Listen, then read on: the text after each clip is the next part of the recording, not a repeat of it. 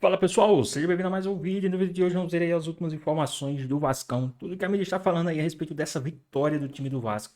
O Vasco que hoje é o oitavo colocado com 4 vitórias consecutivas aí no Campeonato Brasileiro.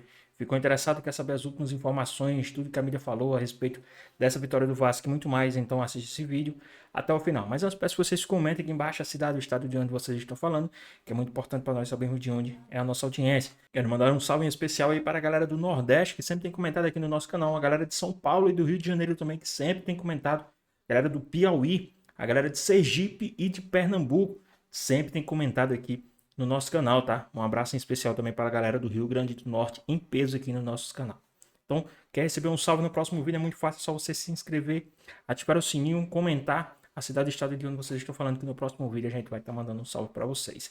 E agora, sem mais enrolações, bora pro vídeo. Com a vitória, mais uma do Vasco da Gama de Fernando Diniz, visitou o Red Bull Bragantino, que perdeu mais uma. É assim, a balança desses dois realmente está desequilibrada.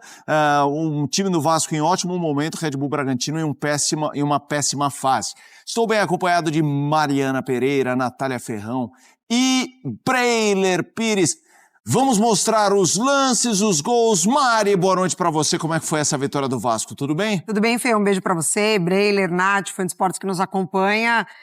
Pois é, a gente tá chegando numa reta final de temporada, de competição, com o Vasco emendando uma sequência impressionante, que coloca ele numa posição de tabela, uma posição impressionante, e ainda tem coisa pra decidir, né? Ainda tem uma possível final de Copa do Brasil. Então é muita coisa pro Vasco, muita coisa acontecendo. A gente já tá mostrando ali o gol do Berrete.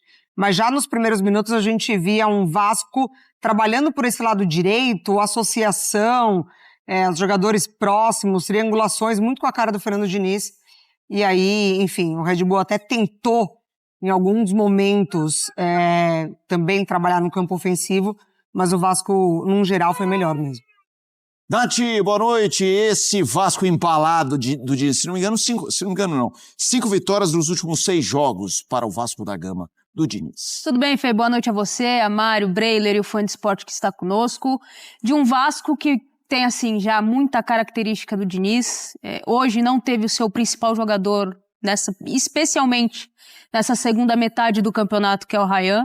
E mesmo assim o time encontrou alternativas para incomodar muito o Red Bull Bragantino. Foi um jogo de muita disputa de espaço, um Vasco que vai mostrando cada vez mais o repertório do Fernando Diniz. Isso é muito interessante, nós falamos aqui inclusive no off, essa troca de passe que ficou muito característico no Fluminense, que foi campeão da Libertadores. Não comparando, obviamente, mas é isso, os jogadores o tempo inteiro se movimentando, ocupando espaço vazio para gerar jogo. Isso tem muito característica do Diniz. Confesso que quando o Diniz foi contratado, eu tinha uma interrogação muito grande em relação a como ele faria para potencializar os jogadores do Vasco. Ele recebe alguns jogadores importantes também na janela de meio do ano, que melhoram e potencializam ainda mais a questão, principalmente defensiva do Vasco. Isso dá uma consistência maior, torna o time mais competitivo. E a gente está podendo ver nesses últimos jogos que é um time que, mesmo quando tem algumas fragilidades, o jogo contra o Fortaleza foi né, em que o Léo Jardim foi o principal jogador do jogo, consegue mesmo assim fazer os resultados, tem sido mais efetivo, e isso é importantíssimo para o torcedor do Vasco. O torcedor vascaíno que olha e projeta já o final do ano, olhando para o final da competição, imaginando o que possa ser a semifinal contra o Fluminense, tem uma perspectiva muito mais positiva do que tinha no começo da temporada. Então isso é muito mérito do Diniz, mérito do Pedrinho também, que soube fazer as contratações ali junto com a sua análise de scout, mesmo num momento muito complicado financeiro do clube. E o time vai caminhando a passos largos de ter um final de temporada muito mais tranquilo do que vinha tendo nas últimas. Breiler Pires, a pergunta que eu faço para você. O que o torcedor do Vasco pode esperar? Temos uma tela que mostra as estatísticas do jogo, 53% de posse de bola para o Red Bull Bragantino, 47% para o Vasco, 11 finalizações a 8, uma certa do Red Bull Bragantino, 5 do Vasco no alvo, 2 grandes chances a 4, 22 ações na área rival contra 19. O que o torcedor do Vasco pode esperar? Tem da Copa do Brasil no fim do ano, mas vamos focar em Brasileirão. Qual é a meta ou qual o objetivo, assim, que dá para realmente projetar para esse Vasco com essa sequência imprimida agora? Tudo bem? Boa noite. Boa noite, Felipe. Boa noite, Mari. Boa noite, Nath. Boa noite pro Fã de Esportes. O Vasco chega à 4ª vitória consecutiva no campeonato. É curioso, né? Nos últimos 12 jogos do Vasco, só uma derrota, aquela pro Palmeiras, vem numa sequência de recuperação, uma das melhores campanhas desse retorno do Campeonato Brasileiro. E é curioso porque até o ano passado, o Vasco não emplacava 4 vitórias seguidas no Brasileiro, tinha mais de 10 anos. E aí conseguiu com o Rafael Paiva, hoje consegue de novo com o Fernando Diniz, 2º ano consecutivo, e mostra solidez, mostra futebol, mostra um time que sabe se reinventar. E como a Nath falou, mesmo sem o Ryan, volta o Verratti, faz 2 gols, voltando a marcar, ganhando confiança, o time continua funcionando bem, não perdeu a fluidez sem o Ryan, e isso mostra que a identidade de jogo está bem estabelecida. O time hoje tem muito mais segurança, é o 3º jogo consecutivo sem tomar gol. Quem viu o Vasco do começo do ano, isso daí parece coisa de outro mundo, porque era um time muito frágil na defesa e hoje...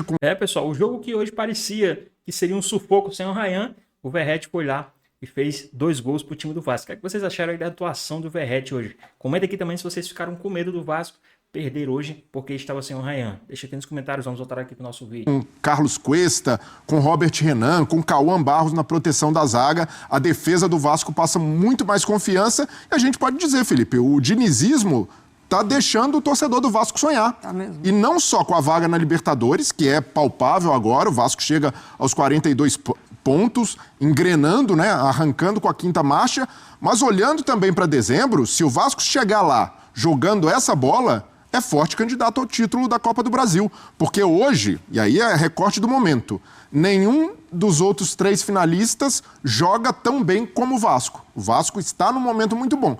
E aí a gente precisa também ponderar. Falta muito tempo, até dezembro tem muita água para rolar, tem de manter constância, tem de manter o time bem fisicamente, mas por esse recorte, pelo que o time tem jogado, e não é só um espasmo, não é só um lampejo, já é uma sequência, a gente pode dizer que o torcedor do Vasco, além de sonhar com a Libertadores, pode sonhar em voltar a levantar uma taça importante, né, que não vem desde 2011, e o torcedor do Vasco começa a enxergar um time confiável, sobretudo uma defesa confiável, algo que praticamente não existiu durante boa parte da temporada.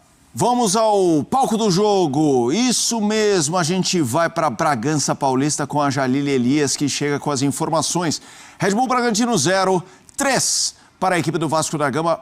Jalile, boa noite. Boa noite, Felipe. Boa noite aos amigos do estúdio e também ao Fã de Esporte. É isso mesmo, o Vasco venceu o Red Bull Bragantino por 3-0, uma vitória maiúscula do Vasco aqui no estádio do Bragantino, aqui em Bragança Paulista, né? Uma grande noite do Pablo Verratti, que não marcava há 3 meses com bola rolando. Dessa vez entrou, fez 2 gols, né? Numa noite que o Vasco não tinha o Ryan, que é o artilheiro do Vasco na era Diniz, e também não teve o Fernando Diniz à beira do gramado. Ele que recebeu o 3º cartão amarelo no clássico contra o Fluminense, e hoje aqui à beira do gramado estava o auxiliar Evandro Fornari. Mas é isso, o primeiro gol, né? Saiu naquele lance que o Verratti finaliza, o Cleiton chega a defender, mas a arbitragem, né, deu o gol, falou que a bola passou toda pela linha, gerou uma polêmica, mas, né, tem as imagens do lance e tal, o gol foi validado. Depois, novamente, o Verratti apareceu, né, aproveitou o rebote do Cleiton, só empurrou para o fundo do gol, Vasco 2-0. O Bragantino até voltou com mais intensidade, esboçou uma reação ali no começo do segundo tempo, mas aí o GB, né, que entrou no segundo tempo, estava pouquíssimos minutos em campo, então sacramentou essa grande atuação do Vasco aqui em Bragança Paulista. Com essa vitória, então, o Vasco agora tem 4 vitórias consecutivas, incluindo a última, um clássico contra o Fluminense, né, o adversário na Copa do Brasil, subiu para a 8ª colocação, está a apenas 5 pontos do Botafogo, né, que empatou com o Santos nessa rodada, que é o primeiro time no G6, e o Bragantino agora só tem 1 vitória nos últimos 9 jogos, um desempenho aí muito ruim, uma sequência negativa no comando do técnico Fernando Seabra, que está bastante pressionado. O Bragantino caiu para a 12ª colocação e fica ali um pouco mais próximo da zona de rebaixamento, está a 5 pontos do Vitória, que é o primeiro time no Z4. Felipe? Valeu, Jalile, trazendo informações já as entrevistas, Zona Mista com a Jalile Elias, direto de Bragança Paulista. Qual a característica mais marcante nesse Vasco da Gama do Fernando Diniz? é a característica tradicional do Fernando Diniz, ou dá para ver evolução no trabalho dele quando a gente compara a anteriores, Mari? Eu acho que dá para ver uma adaptação, sim, a esse elenco do Vasco. Primeiro que, assim, ele recupera uma parte anímica que em determinado momento da temporada estava quase que fadada, né? Muita pressão da torcida, aí, enfim, João Vitor que pede para sair do clube, muita coisa acontecendo dessa parte anímica da equipe, até em cima do próprio Verratti, né? Que passa um período sem marcar e aí tem um jogo marcante ali em que ele fica no banco de reservas e o Vasco desempenha muito bem, e aí surge essa possibilidade, né, de alternar um pouco mais com o próprio Ryan, com o David, enfim. Mas eu acho que é uma adaptação, porque em alguns lampejos que a gente acompanhou do Vasco já de uma outra temporada, esse jogo direto funcionou, né, muito bem, muito mais com esse lado esquerdo, sempre buscando o Verratti, mas em alguns momentos funcionou. Então acho que o Fernando Diniz ele tem essa capacidade de adaptar o que os jogadores dele entregam.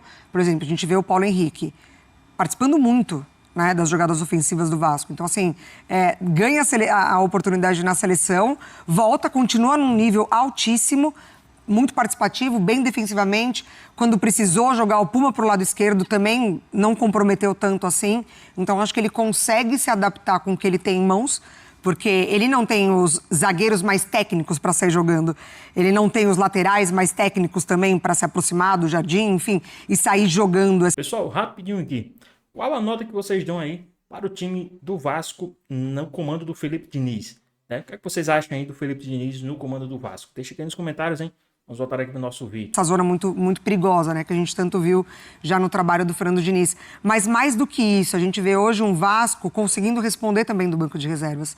Hoje, por exemplo, entra o Hugo Moura, que participa do lance do terceiro gol, que é do GB, que sai do banco de reservas também. Então, além de tudo, ele consegue ter essas trocas e não perder muito do que é o time, né? E esse é um ponto, né, Mari? Porque hoje o Vasco tá no G8. O torcedor vai olhar o time em oitavo e falar: olha, o Pedrinho tinha razão. Lembra lá atrás quando o presidente falou que o elenco era de G8? Mas se a gente lembrar o elenco do Vasco naquele momento, não tinha essa profundidade, não tinha zagueiro confiável, e hoje Cuesta e Robert Renan elevam e muito o nível da defesa. Sim. E é isso, não é à toa que o Vasco não toma gol há 3 jogos. Cauã Barros, que foi ali, era um cria de São Januário, que o Vasco emprestou para o América, até não soube avaliar o potencial, a margem de evolução, e logo foi buscar de volta e consertou o meio-campo. O Vasco, com Cauã Barros de titular, não perdeu nenhum jogo. Ele não jogou de titular contra o Palmeiras, e ali o desfalque fez falta, o Vasco tomou 3-0, mas fora isso, sempre que entrou, o Vasco ou empatou ou ganhou. Então mostra como é um jogador pouco badalado, não foi uma super contratação, mas fez a diferença. E até de profundidade que a Mari citou. Você tem um cara como o Matheus França, que entra no segundo tempo e continua fazendo o time render. Você tem o Andrés Gomes, que não só deu mais uma opção de velocidade, como fez o time ter outra rotação. É um jogador de muito arranque, participa, né, faz a jogada e dá assistência para o gol do GB.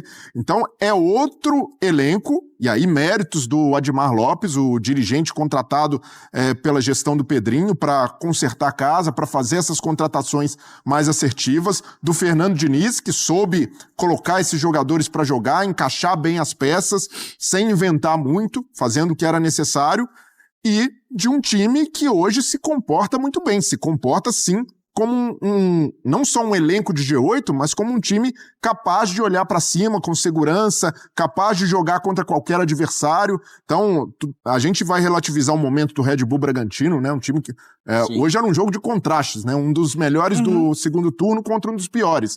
Mas o Vasco tem jogado dessa maneira contra qualquer time e tem tentado se impor.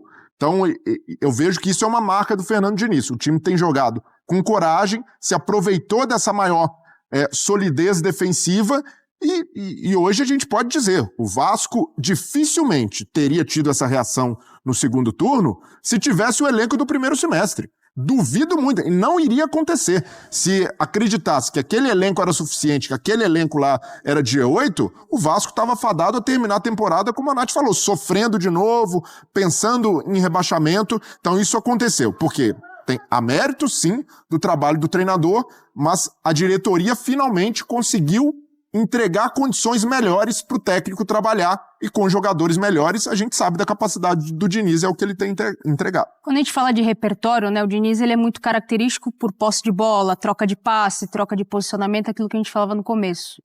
Em alguns momentos, em alguns jogos, vou dar o exemplo do jogo contra o Fluminense.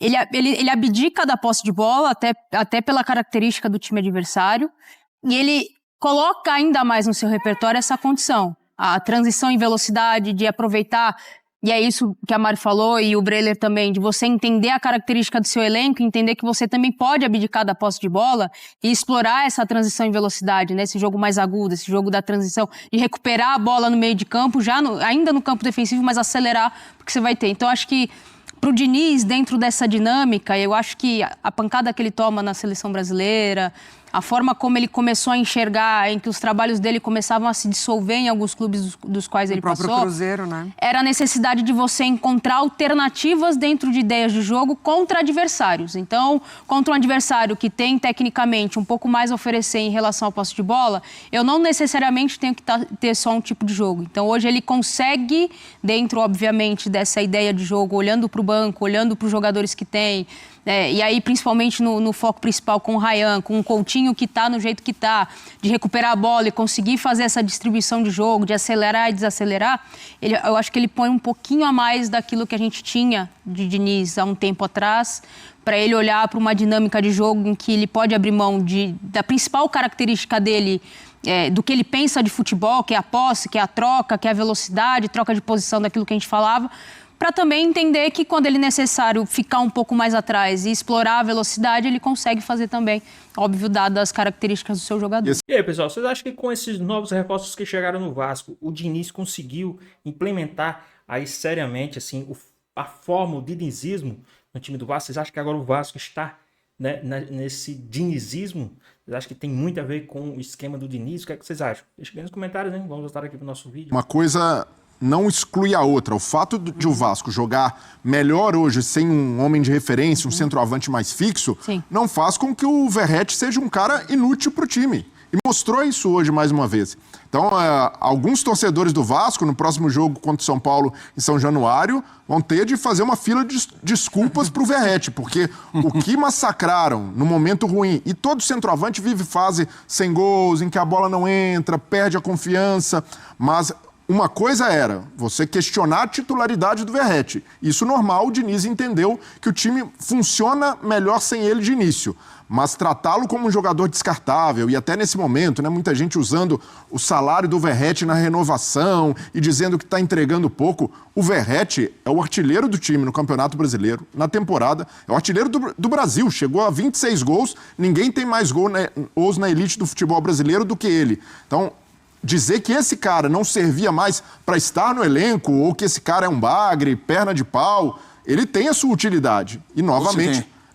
Melhor cabeceador do Brasil. E mesmo no estilo do Diniz, de jogar mais com a bola no pé, você precisa ter repertório, precisa variar. Então o Piton, por exemplo, nos últimos jogos, estava chegando na linha de fundo e tentando se associar mais com o Nuno, tentando achar um passe rasteiro para dentro da área. Com o Verratti, já passa a ter o cruzamento de novo, né? Usou essa arma e assim saiu o primeiro gol do Vasco. Então isso mostra também o lado do Diniz o Diniz nunca desvalorizou o Verratti, e o Verratti, por sua vez, não fez bico, não fez caso, não criou polêmica, ficou quieto. Pelo contrário, né? A gente viu o Verratti no banco, e até em jogos em que não foi utilizado, não entrou em campo como no Fortaleza, passando força para os companheiros, agindo como um verdadeiro líder, um verdadeiro capitão. Então eu vejo que foi muito injusto. E aí é parte da torcida, uma parte minoritária que realmente carregou nas tintas contra o Verratti, taxando como um jogador inútil, e é isso, o artilheiro do time na temporada, um cara que te entrega, na primeira temporada, salvando o Vasco do rebaixamento,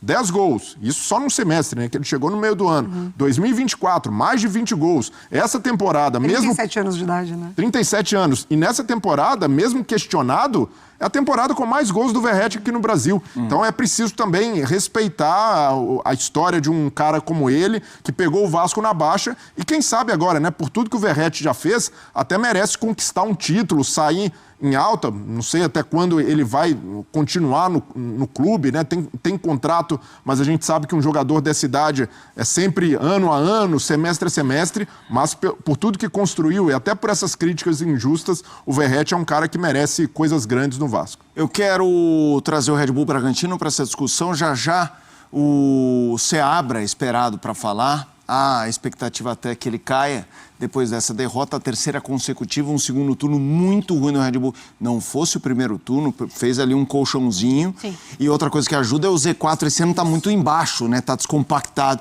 Gente, o que aconteceu com o Red Bull Bragantino? O que acontece em algumas temporadas. Parece que desliga o motor na segunda parte, no segundo semestre da temporada, e a coisa não acontece. Em dados momentos, a gente lembrava que o Red Bull Bragantino fazia um esvaziamento no seu elenco. Os principais jogadores saíam. E não é isso que está acontecendo, né? O Bragantino não tem jogado bem dentro de casa, não tem jogado bem fora de casa, tem chamado a atenção a dificuldade de converter as oportunidades que cria. E entra treinador, sai treinador. Não é possível que se entenda que um cara que fez um primeiro semestre do jeito que fez, com o time brigando na parte de cima da tabela, não brigando pelo título, mas brigando pela parte de cima da tabela, seja descartável a ponto de não conseguir reverter o que esse time está fazendo. Acho que o Bragantino, mais uma vez, perde força, perde o gás ao longo da temporada. E olha a loucura, né? No primeiro turno, quando jogaram Vasco e Red Bull Bragantino em São Januário, o Vasco estava à beira do Z4, tinha 10 pontos com 11 jogos, e o Vasco perdeu o jogo em São Januário. Sim. E o Red Bull Bragantino, muito bem. Antes da parada para o Mundial, e esse foi o último jogo antes da parada, a gente falava em Red Bull Bragantino, quem sabe até lutar por título, vaga na Libertadores ali, estava até consolidado, e o time caiu dessa forma, enquanto o Vasco conseguiu virar a chave, né? Depois da parada as coisas aconteceram, o Diniz teve mais tempo para trabalhar, os reforços chegaram, e hoje o Vasco chega no retorno com 23 pontos, né? Então, na comparação, nos 11 jogos do primeiro turno tinha 10, agora nos 11 jogos do retorno consegue 23 pontos. O Vasco hoje, por incrível que pareça, tem uma campanha no retorno melhor que a do Flamengo. Então, é realmente uma arrancada. O Vasco consegue, né, junto com o Mirassol, ser uma das grandes sensações desse segundo turno, uma das grandes notícias pela maneira como o time virou a chave de candidato a rebaixamento e agora candidato à vaga em Libertadores. Eu vejo, além de tudo que os amigos estão falando, nesse Bragantino, e não é o Bragantino do Seabra, assim. Eu não sei se é algo que faz parte do projeto, essa necessidade, essa ideia, essa insistência em jovens jogadores, em você ter um time com uma média baixa de idade, mas eu vejo muita dificuldade no Red Bull Bragantino já há algumas temporadas de você retomar ou a confiança, ou o futebol, ou o desempenho depois de uma sequência ruim. Então, o Red Bull ele faz 6-0 no Criciúma, na Copa do Brasil, classifica, avança, tem uma sequência boa de resultados, ele emenda 3 derrotas seguidas e aí vem a queda para o Botafogo na Copa do Brasil, aí vem uma sequência também que ele não consegue sair. Entra num looping, né? Desse looping, sim. Exatamente. Então, além de tudo isso, eu não acho que seja, né, parte do treinador ou culpa do treinador, que não está conseguindo essa mobilização, mas talvez é uma questão de gestão mesmo, dessa autocrítica, de você tentar entender o que no projeto do Red Bull Bragantino emperra quando sai um pouco, né, do trilho ali. Eu não sei se já é uma cobrança por algo que aconteceu muito rápido, depois que muda o nome, a marca, enfim, né? Agora está de novo. Se carrega já uma semi-pressão de algumas temporadas chegar muito perto até de conquistar o Campeonato Brasileiro e depois não conseguir. Então, eu não sei, eu acho que é mais uma questão de gestão mesmo, de você sentar, pensar e reprogramar um pouco uma ideia inicial que talvez não dê certo. Eu já volto a falar do Red Bull Bragantino, a gente está esperando o Seabra ou novidades sobre o futuro /presente do Seabra e também ao lado do Vasco da Gama. Mas... Então é isso, pessoal, tem mais um vídeo, né? O Vasco que venceu hoje o time do Bragantino fora de casa, dentro da casa do Bragantino, em Bragança, né? Por 3-0, com direito a 2 gols do Verratti, né? Um no primeiro tempo e outro no segundo tempo. No finalzinho quase, o Souza fez o gol ali para sacramentar a vitória do time do Vascão por 3-0. Mas e aí, o que vocês acharam aí dessa partida do time do Vasco? O que vocês acharam aí, né, dessa volta do Verratti, né, tudo que aconteceu aí, né, para o Verratti marcar os 2 gols, né, nessa partida sensacional aí que foi o time do Vasco. O Vasco que vem aí, né, numa grande crescente, vem aí nos últimos 5 jogos, 4 vitórias seguidas. O Vasco que foi subindo gradualmente, hoje é o 8º colocado, né, já está buscando ali, quem sabe, uma pré-Libertadores. Isso mesmo, a depender dos resultados que vem, né, o Vasco pode buscar ali também uma pré-Libertadores. Haja visto que falta aí alguns pontos a ser disputados, né? Falta aí mais ou menos 32, 20, 28, 38 partidas, né? 38 partidas, faltam aí 8 partidas praticamente para acabar o campeonato. Então, né, o time do Vasco tem tudo para sim conseguir ali uma, quem sabe, pré-Libertadores ou até mesmo Libertadores. O Vasco que está ali na zona de classificação da fase de grupos da Conmebol Sul-Americana, né? Está aí na fase de grupos da Conmebol Sul-Americana e pode ali buscar uma pré-Libertadores, né? Depender de se algum time for o campeão da Libertadores que esteja lá em cima, um dos 2 que estão disputando a Libertadores for o campeão, abre mais uma vaga, quem sabe o Vasco, né, chegando ali a 5º colocado, pegar ali uma Libertadores, né? 6º colocado, 7º colocado pega ali uma pré-Libertadores, então seria muito bom aí para o time do Vasco. Lembrando que o Vasco hoje tem 42 pontos, né? Está atrás do Fluminense que tem 44, do Botafogo que tem 47. Então, com isso, o Vasco pode sim ali subir e sonhar com algo mais grandioso aí pro Vasco da Gama. Mas e aí, o que vocês acharam? Deixa aqui nos comentários. Então é isso, espero que vocês tenham gostado do vídeo. Deixa o like, comenta aqui embaixo, ativa o sininho de notificações se for novo aqui no canal. Já se inscreva para não perder os próximos vídeos. Tamo junto, é nóis e até a próxima. Fui!